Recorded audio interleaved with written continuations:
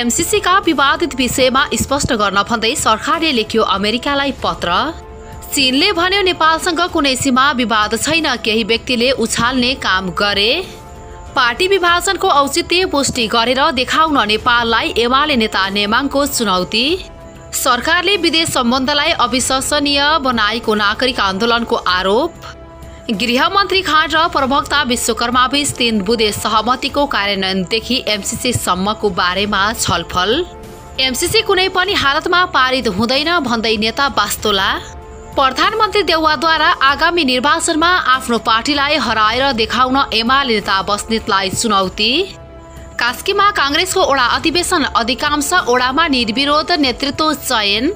बालिका बलात्कारको आरोपमा 1 जना पक्राउ। नेपालमा कोरोना संक्रमण पुष्टि हुने दर 12% नजिक झर्यो। जुत्तामा लुकाएर लगिएको 4 किलो सुनसहित नेपालगञ्ज विमानस्थलबाट 2 जना पक्राउ। अब हेर्नुहोस् पुरा समाचार। आदरणीय दर्शकबिन नमस्कार। सताका दिन जस्तै आज पनि देश तथा विदेशका ठूला अनि अति नै महत्त्वपूर्ण खबर लिएर उपस्थित भइसकेका छौं। दर्शकबिन खबरहरू निकै नै महत्त्वपूर्ण रहेका छन्, त्यसैले यो भिडियोलाई अन्तिमसम्म हेरेर हामीलाई साथ दिनुहोला। यदि च्यानलमा तपाईँ नयाँ हुनुहुन्छ भने हाम्रो च्यानललाई सब्स्क्राइब गरी नजिकै रहेको बेल आइकन दबाएर हामीसँग निरन्तर रूपमा जोडिनुहोला। सरकारले मिलेनियम च्यालेन्ज कर्पोरेसन एमसीसी को सम्झौताका विवादित विषयबारे स्पष्ट गर्न अमेरिकन सरकारलाई आग्रह गरेको छ। अर्थ मन्त्रालयले पत्र लेख्दै अमेरिकन सरकारलाई सम्झौतामा उल्लेख रहेका केही अस्पष्ट बुँदाहरूलाई थप स्पष्ट गर्न आग्रह गरेको हो। सरकारले पत्रमा एमसीसी अमेरिकाको इन्डो प्यासिफिक रणनीतिको अङ्ग भए नभएको र एमसीसी अमेरिकन सुरक्षा नीतिसँग जोडिएको नजोडिएको बारे स्पष्ट गर्न आग्रह गरेको अर्थ मन्त्रालयका एक अधिकारीले नेपाल पेजलाई बताएका छन्। धेरै दिनको छलफल र तयारीपछि पत्र लेखेका हौं। ती अधिकारीले भने एमसीसी को सम्झौता नेपालको कानूनको अधीनमा रहेको नरहेको र संसदबाटै पास गर्नुपर्ने अनिवार्यताको आवश्यकता बारे पनि स्पष्ट हुन चाहेको हो। उनका अनुसार लेखा परीक्षणका व्यवस्थादेखि जे जति बुँदाहरूमाथि प्रश्न उठेका छन् ती सबै विषयमा स्पष्ट गर्न आग्रह गरिएको छ। एमसीसी को उपाध्यक्ष फतिमा सुमार नेपालमा एमसीसी परियोजनाको पछिल्लो अवस्था नेपाल आउनुभन्दा ठीक अघि सरकारले यस्तो पत्र लेखेको हो। उनले नेपालमा रहँदा प्रधानमन्त्री शेरबहादुर देउवा, प्रमुख प्रतिपक्षी दलका नेता केपी शर्मा ओली, सत्तारूढ गठबन्धन दलका नेताहरू पुष्पकमल दाहाल प्रचण्ड, माधव कुमार नेपाल र सांसदहरूसँग भेट्ने कार्यक्रम छ।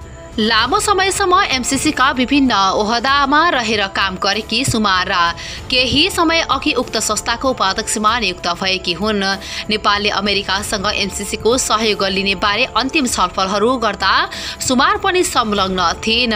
नेपाल र अमेरिकाका अधिकारीले 2017 अप्रिल 5 मा हस्ताक्षर गरेको एमसीसी सम्बन्धी एन्ड मेमोयम नेपालका तर्फबाट अर्थ मन्त्रालयका सहसचिव वैकुण्ठ अर्याल र एमसीसी तर्फबाट फतिमा सुमारले हस्ताक्षर गरेका थिए। वर्तमान संचार सचिव अर्याल त्यो बेला अर्थ मन्त्रालयको अन्तर्राष्ट्रिय सहयोग महाशाखाका प्रमुख थिए। नेपालले त्यसपछि 2017 मा एमसीसी सम्झौतामा हस्ताक्षर गरेको थिए। सो सहयोग सम्झौता अन्तर्गत नेपालले बिजुलीको प्रसारण लाइन निर्माण र सडक मर्मतका लागि 500 मिलियन अमेरिकी डलर करिब 60 अर्ब रुपैयाँ प्राप्त गर्नेछ। चीनले नेपालसँगको सीमालाई लिएर कुनै विवाद नरहेको बताएका छन्। काठमाडौँ स्थित चीनिया दूतावासका प्रवक्ताले विज्ञप्ति जारी गर्दै सरकारले भने जस्तो सीमा अतिक्रमण नभएको बताएका हुन्।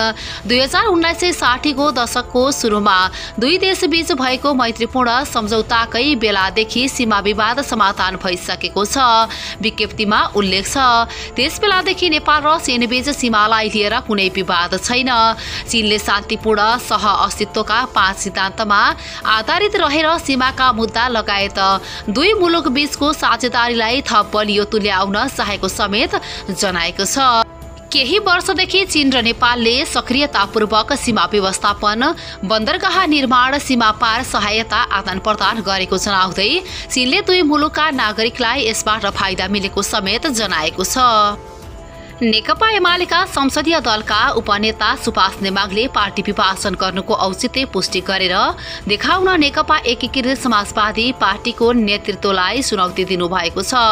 संविधान सभाका अध्यक्ष समेत रहनुभएका उपनेता नेमाङले माधव नेपालप्रति लक्षित गर्दै खाली त र मको कुरा गरेर पार्टी विभाजनको औचित्य स्थापित गर्न नसकिने पनि स्पष्ट पार्नुभएको छ।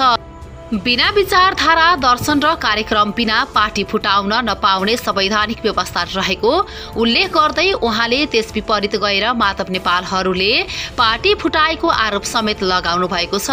पार्टी निकट प्रगतिशील तथा पेशागत कानून व्यवसायी संगठनले ललितपुरमा गरेको कार्यक्रममा बोल्दै उपनेता नेमाङले कुन विचारधारा दर्शन र कार्यक्रमको आधारमा पार्टी विभाजन गरेको भनेर माधव नेपाललाई प्रश्न गर्न पनि पार्टीको सिंगो पंक्तिलाई आह्वान गर्नुभयो। गृहमन्त्री बालकृष्ण खाँट र नेत्रविक्रम चन्द विप्लव नेतृत्वको नेपाल कम्युनिस्ट पार्टी नेकपाका प्रवक्ता खड्ग बहादुर विश्वकर्मा बीच भेटवार्ता भएको छ। गृहमन्त्रीको निवासमा शुक्रबार गृहमन्त्री खाँट र प्रवक्ता विश्वकर्मा बीच भेटवार्ता भएको हो। भेटमा 3 बुँदे सहमतिको कार्यान्वयन, नेकपा बन्दी नेता कार्यकर्ताको रिहाई, दार्चुला तुइन घटना, एमसीसी र देशको राजनीतिक परिस्थितिबारे छलफल भएको बताइएको छ। बृहत नागरिक आन्दोलनले सरकारले विदेश सम्बन्धलाई अविश्वसनीय बनाएको आरोप लगाएको छ। शुक्रबार विज्ञप्ति प्रकाशित गरी बृहत नागरिक आन्दोलनले विदेश सम्बन्धलाई अविश्वसनीय बनाउने र देशभित्र अनावश्यक विवाद सिर्जना गरी राष्ट्रका प्रमुख सङ्कटहरू सम्बोधन गर्नबाट वञ्चित रहने प्रवृत्ति विरुद्ध खबरदारी गर्ने जनाएको छ। मन्त्री परिषदलाई पूर्णता दिने अकमर्य रहेको देउवा नेतृत्वको गठबन्धन सरकारले राष्ट्रका मामिला समाधानतर्फ अग्रसरताको सट्टा वैदेशिक सम्बन्धमा अविश्वास, आशंका र अन्यल बढाउने खतरा देखाएको छ। विज्ञप्तिमा भनिएको छ, भारतीय सुरक्षाकर्मीको कारबाहीले तुइनबाट महाकालीमा खसालिएका जयसिंह धामीमाथि जघन्य अपराध उप भारतसँग जवाफ मागे। 6 वर्षीय बालिका बलात्कारको आरोपमा रूपन्देहीको सैनामैना नगरपालिकामा एक व्यक्ति पक्राउ परेका छन्। रूपन्देहीको सैनामैना नगरपालिका 7 बस्ने 58 वर्षीय रणबहादुर विक पक्राउ परेका हुन्। विकमाथि छिमेकी बालबालिकालाई बलात्कार गरेको आरोप छ। इलाका प्रहरी कार्यालय सार्वजनिकका अनुसार उनले भदौ 15 गते करिब 4:30 बजेको समयमा बालिकालाई बलात्कार गरेका हुन्।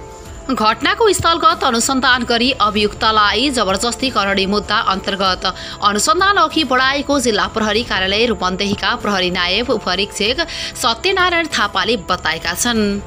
नेपालमा कोरोना संक्रमण पुष्टि हुने दर 12% को नजिक झरेको छ। गएको 24 घण्टामा 14,334 वटा नमुना परीक्षण गर्दा 1,756 जनामा संक्रमण पुष्टि भएको छ।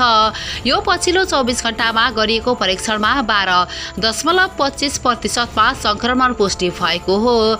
पछिल्ला केही दिनदेखि कोरोना संक्रमण पुष्टि हुने दर घटिरहेको छ। अघिल्लो महिनासम्म 25% भन्दा धेरैमा संक्रमण देखिने गरेको केही हप्तादेखि संक्रमण दर घटिरहेको स्वास्थ्य तथा जनसङ्ख्या मन्त्रालयले जनाएको छ।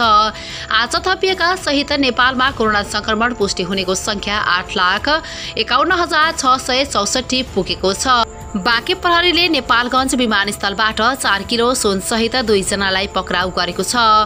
झापा खादुनाबारी 6 बस्ने अमिर लगुन विश्वकर्मा र मोरङ लेटाङ 2 बस्ने वर्ष 28 का बुद्धिमान खातीलाई प्रहरीले पक्राउ गरेको हो। विमानस्थलको आगमन कक्ष बाहिर शंकास्पद रूपमा रहेका उनीहरूलाई प्रहरीको टोलीले सोधपुछ गर्दा तथा खानतलासी गर्दा उक्त सुन बरामद भएको बाँकेका प्रवक्ता प्रहरी नायब उपरीक्षक मधुसूदन नेउपानेले जानकारी दिए। उनका अनुसार अमिल लगुन विश्वकर्माले लगाएको दायाँ बायाँ जुत्तामा रहेको 2 बिस्कुट सुन र बुद्धिमान खातीले लगाएको दायाँ बायाँ जुत्ताको तलुवामा रहेको 1 पीस बिस्कुट सुन गरी जम्मा 6 थान बिस्कुट काँचो सुन 3 किलो 944 ग्राम बरामद भएको उनले बताएका छन्। त्यसैगरी खातीले बोकेको लेदरको कालो रङको झोला चेक जाँच गर्दा तिलहरी 2 थान, बाला 1 थान र गणेश लकेट 5 थान बरामद भएको छ। सिरी एयरलाइन्सको काठमाडौँ नेपालगञ्जको नियमित उडान मार्फत उनीहरू आएको बाँकेका प्रवक्ता प्रहरी नायब उपरीक्षकले जानकारी दिएका छन्।